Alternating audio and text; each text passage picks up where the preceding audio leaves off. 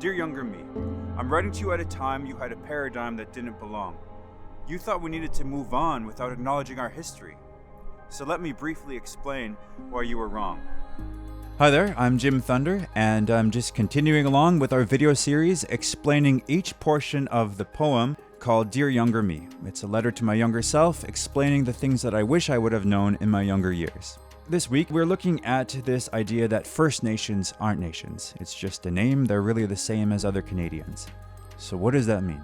In previous videos, we talked about the Indian Act and what that is and what it means and how it presents itself in our current context. I want to talk about when the government tried to get rid of the Indian Act in 1969. Prime Minister Diefenbaker gave us First Nations the right to vote in, the early 1960s. And so all of a sudden now we realize that, okay, we have these First Nations people all over Canada who have a drastically different experience. There's a huge difference in terms of there's an economic disparity, healthcare is different, and so on. So how do we address this? What happened was, to make a long story short, the Prime Minister of the day, Prime Minister Trudeau, had this idea that, okay, we are going to just get rid of the Indian Act and we're going to put all First Nations people under the care of all the provinces. He wrote this policy paper that has since become known as the White Paper. It was the statement of the federal government on Indian policy. Now, what that basically did at the same time is to eliminate the understanding of First Nations people as citizens of their own nations and to completely get rid of any understanding of their rights, of treaties, and essentially this act would be the final move that would complete what the Indian Act was intended to do in the first place, and that was assimilation. It would be to blend all of us together under the same category.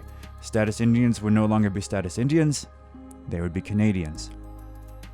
So, of course, it seemed like a great idea to him at the time.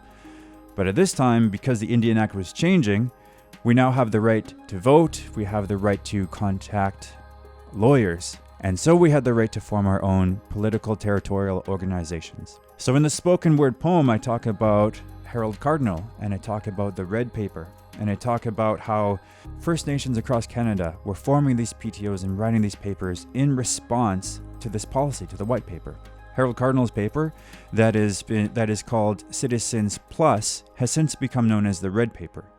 And in this article, he argues that our culture, our way of life, is just as much as a part of us as the shape of the pine needles is as much a part of the pine tree itself. Basically, you cannot remove us from our culture and from our identity and who we are.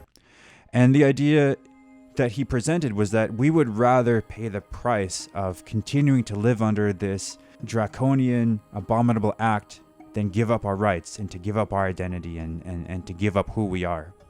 And that was a choice that they made consciously. Les Indiens ont dit non. Nous ne sommes pas prêts. Nous voulons garder notre statut d'Indien.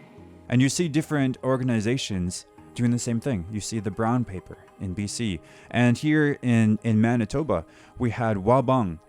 Wabung was presented by the Manitoba Indian Brotherhood, and it gave a collection of reasons why there is this disparity and how to move us forward. Not using the language of the day, it was an aspirational document towards reconciliation, towards making things right. Even today, if you look at the things that are written in Wabung, if you look at what is written in the Red Paper, these are useful documents to read and to know about even today, because the things that they talk about, a lot of them haven't happened yet.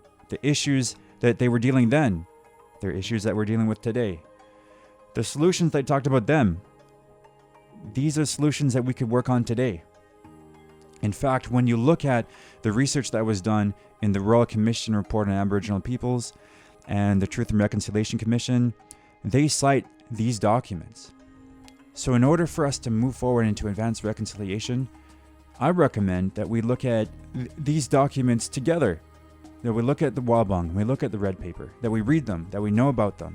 If we're able to do these things, these very basic things, this will put us in a huge advantage for us to know how to move forward together and how to rebuild our relationships together in this nation. Thanks for watching.